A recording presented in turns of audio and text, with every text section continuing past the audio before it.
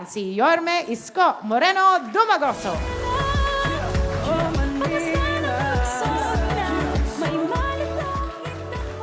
Upo po kayo.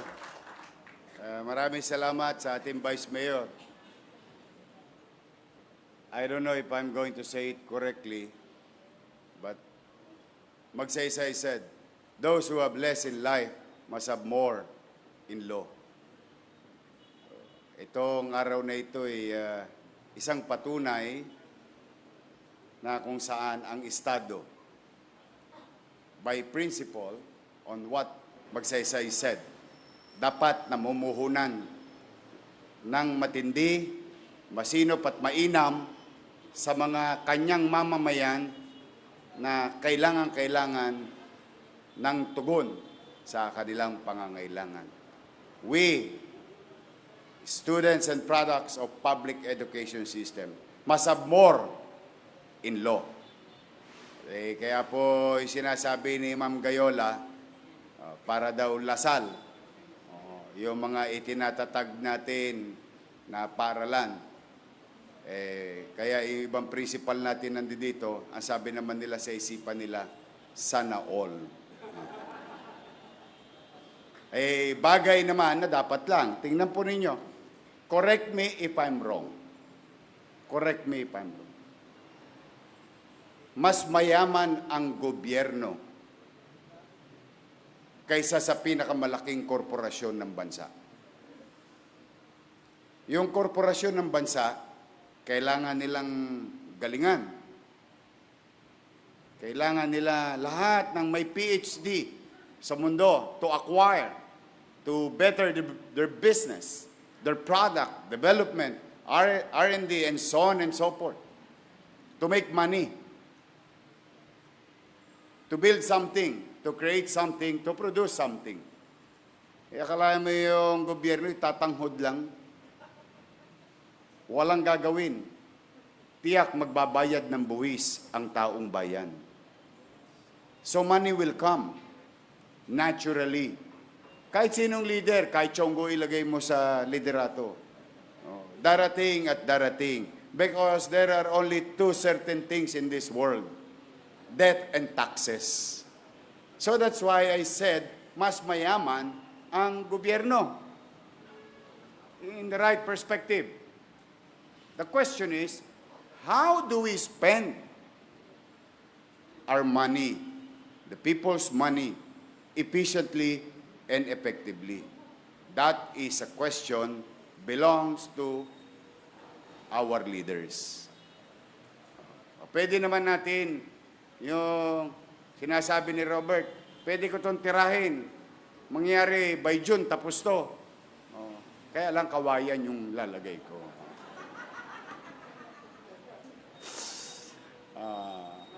Kaya lamang, kaya tayo nagseremonya ngayon. Para pag-alabin ulit ang damdamin ninyo.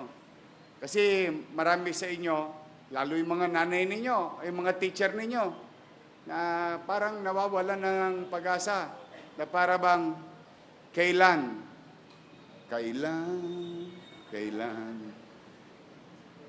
Hindi makatikim ng kasiguruhan. Sapagkat, among ourselves, as Manilans, alam natin, bakit yung Albert, mas malaki pa yun. Pandemya. Kasagsagan ng pandemya, 2 taon lang natodas. Napakinabangan muli ng mga, pagpasensyaan nyo na, nawalay lang ako saglit. But today is a ceremony to light the fire again. Yung 3 taon ninyong natenga, I'll make sure, through our engineers, architects, construction workers, we'll make sure to the barangay officials, to the parents, to the faculty, pag hindi ito natapos ng 1 year, soli pera. Andres. At pipilitin ko sa tulong ng SDO family in the region, in the city. No? By the time dumating kayo dito, notebook na lang ang dala nyo. No more earth movement, no more disarray. You're just gonna sit on an upscale public education classroom. In my own little way, I will move heaven and earth. As I have promised, ito alam ng mga chairman, marami sa kanila nakapakinig sa akin nung kampanya, at saka yung mga taga-Sampaloc. Totodasin ko to ng December 2026. Yun ang pangako ko. Hindi ko naman maintindihan pagkadating ko, nana na lang ang umaagos sa ugat ng Maynila. Wala nang dugo. But then again, I have to give it to people, to the SDO family, to the board. We really tried our best na magsobe, magtabi, because it is a commitment publicly stated by yours truly in the last election. And we will fulfill that promise, as like what the Vice Mayor said. No? And bagay naman na ipinagpapasalamat ko sa mga konsehal ng Maynila. Nandito ang ating konsehal, Attorney Lady Quintos, Eunice Castro, Doc Almiron, Ryan Ponce, DJ Bagaching. Pero kalimutan nyo na siya. Mas paborito ko si Hannah Bagaching.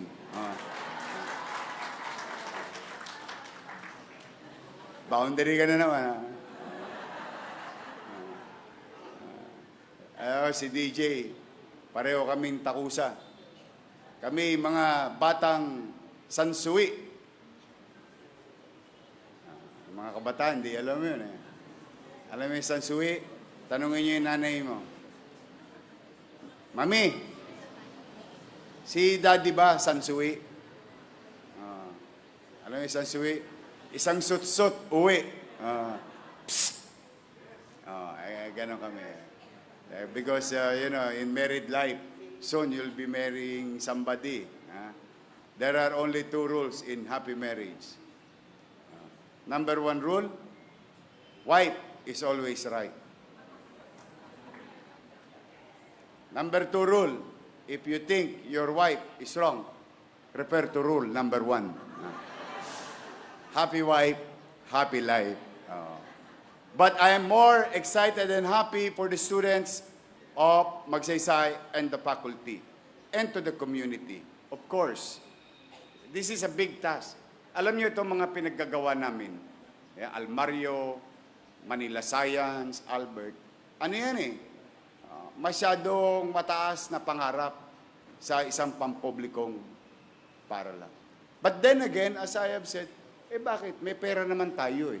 Di gawin natin, when we try to cure and address the universally accepted student-teacher ratio in a classroom, we don't address it for today. We must address it 10 years from now at isabay natin yung population growth sa construction growth of space. And before we know it, come the next leaders who will follow me, will have a better school environment to lead. Ganun na talaga ang pagpaplano. Unang-una, mahal ang lupa sa Maynila. Mura ba lupa sa Maynila? Ako, napakamahal. Kaya dito, kahit easement, nagkakatalo.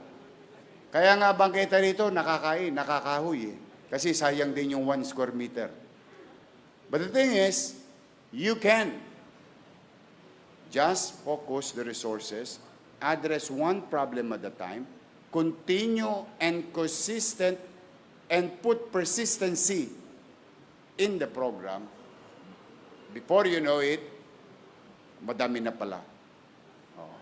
Kaya sa aming Congresswoman Maceda, maraming salamat sa pakikisa sa programa pang-edukasyon. Sa ating mga principal, to the DepEd family, to the SDO family, to the faculty, Nadali nyo na yung allowance? Nakuha nyo na? Oo. Huwag kayo mag-alala. I-update ko lagi. And soon, kami ni Ma'am Gayola, may pinag-uusapan na kanina, yung end game ko. You know, you may look at this by its face, where I am trying to confront the universally approved, acceptable student-teacher ratio. But may end game to. Because we created space, and someday, somehow, malay ninyo, makarinig kayo ng teacher na may condominium na 2-bedroom. Malay nyo. Because, tingnan ninyo kay snowball yan. When you plan ahead, when you plan things, ano yung subsequent effect o ripple effect na pwedeng mangyari? That will bring us another confrontation with the social perennial problem by doing one thing. Kaya yung madalas ko pong sabihin na pumanatag kayo, mag-iinam ako, sisinupin ko. There is action behind those words.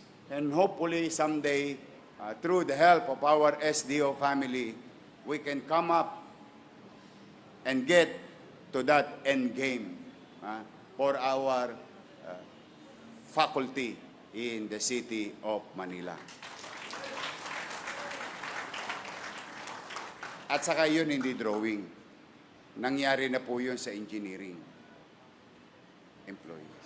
Nangyari na po yun sa Manila Health Department. You heard it already. You saw it already. At nangyari sa ordinaryong mamamayan ng lungsod. At may mangyayari sa Marso para sa mga mamamayan ng lungsod. So, again, let me repeat.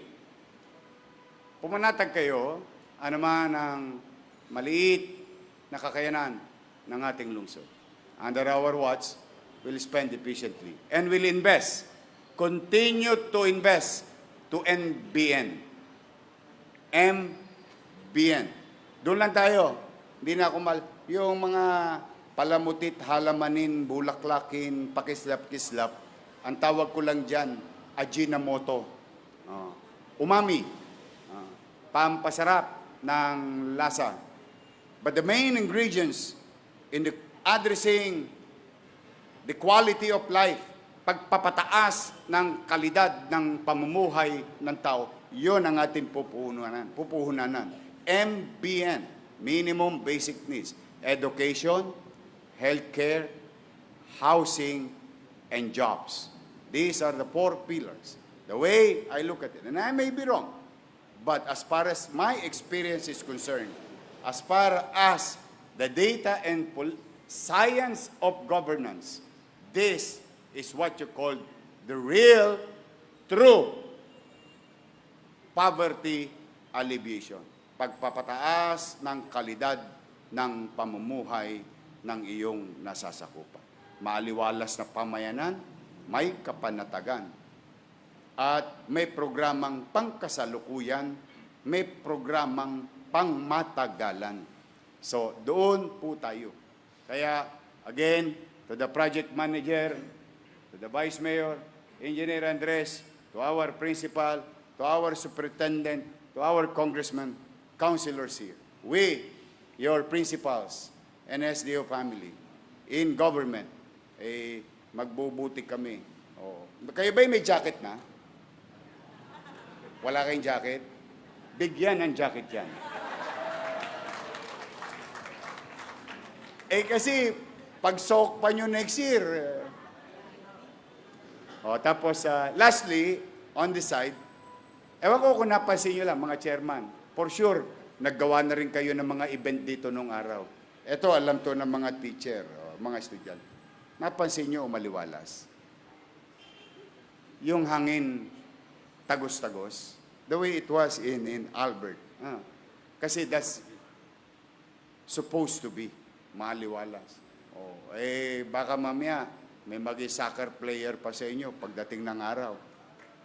Walang sinabi yung eskwela ng anak ko. Xavier, doon ako nangopya, yung Xavier School. Mas maganda pa kayo sa Xavier School. And if I may share to you one of those discussion, why am I building this much for public education system? Alam nyo, anong dahilan ko sa kanila? Ako, hindi ako pinalad. Pero maswerte ako sa nanay. Maswerte ako sa tatay. Salat lang talaga buhay nila. Talagang ganun eh. Pero yung mga anak ko, pinalad na. Abe, bakit? Pinalad na ako eh. Hindi na nila natikman magbatuhan ng fried chicken araw-araw. Kahit kami mahirap, ang chicken joy sa amin, sasawa kami. Chicken joy sa umaga, chicken joy sa tanghali, chicken joy sa gabi. At may merienda pa kaming champ. Pero hindi yun na-experience sa mga anak ko. Ang na-experience sila, maayos na buhay. Kaya sabi ko sa kanila, yun na-experience ang anak ko sa pribadong paralan. Maramdaman ng mga magulang na ma-experience din ng anak nila. That is our aspiration. That is our dream. Kaya po sa mga teacher, maraming salamat sa pagpapasensya ninyo. Sa mga bata, ay patawarin nyo na ang lungsod ng Maynila. Hindi ko kayo interes pagtayin ng mga nagdaang panahon ng 3 taon. It is not the intention. The intention is to finish it in 2 years. But today, I guarantee you, thank you sa inyo't ginawa ninyo kung mayor. Thank you very much. Now, I assure you, next year, on the same time, we will inaugurate Magsaysay High School. So muli, Ma'am Ridel, sa po ng iyong kasamahan, ay lagi po kayong welcome sa Maynila. Sabi nga ng mga principal, sana all, sana tondohay naman next time.